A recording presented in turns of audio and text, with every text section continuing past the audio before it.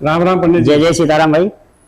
जो जो मनुष्य मृत्यु होता उसके 11 दिन का क्रियाक्रम कैसे होता?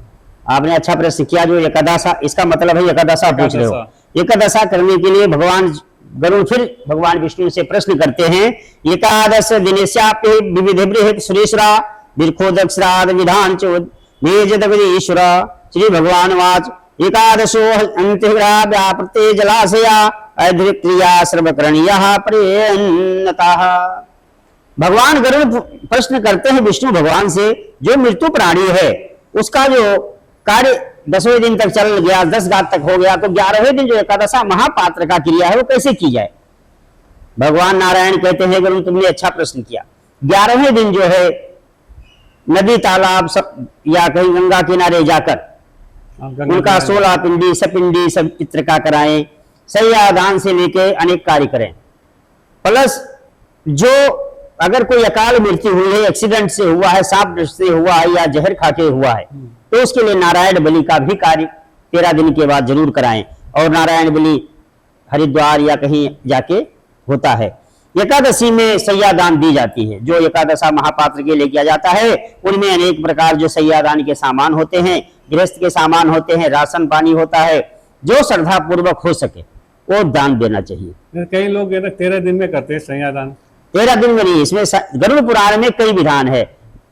महापात्र का एकादशा भी है, जब वहां पे हरिद्वार या कहीं पिंडदान देने थे वहां भी दिया जा सकता है, और 13 ब्राह्मण जो खिलाते हैं उनको भी दिया जा सकता है। लेकिन अब जो थोड़े में काम चलाना है तो 13वें के दिन जो मुख्य जो एक तिथि का खाता है, जो उसके नाम से खाता है मृत्यु प्राणी के, उसको सैयादान देते हैं लोग।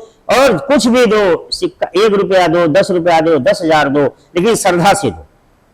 अहंकार नहीं होना चाहिए कि हम अपने माता पिता का कार्य कर रहे हैं और इतना दान दे रहे हैं, उस दान का अहंकार नहीं होना चाहिए।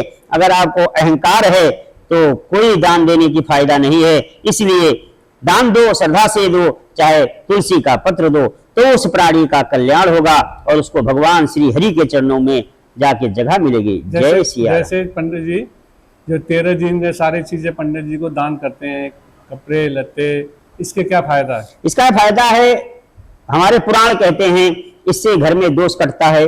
जब तक 13वीं शांति नहीं हो जाती तो उस मृतक यहाँ घर में कोई भोजन या पानी, अगर हम बाहर के लोगों को बोल यही बताते हैं कि हमारे घर में किसी मृतक हो गया है और हमने कोई कार्य नहीं किया है, तो किसी को अगर हम पानी भी पी रहे हैं, खाना भी खिलाते हैं तो बहुत दोष लगता है। उसके घर का पानी भी नहीं पीना चाहिए जिनके घर में 13वीं शांति एकादशा नहीं हुआ हो। श्रद्धा पूर्वक करें, जो हो सके जीवन में, शरीर में जितना, अपने परिवार में जितना धन का हिम्मत हो उस हिसाब से करें, लेकिन करें तो श्रद्धा पूर्वक करें। जय जय सीताराम। जय जय सीताराम।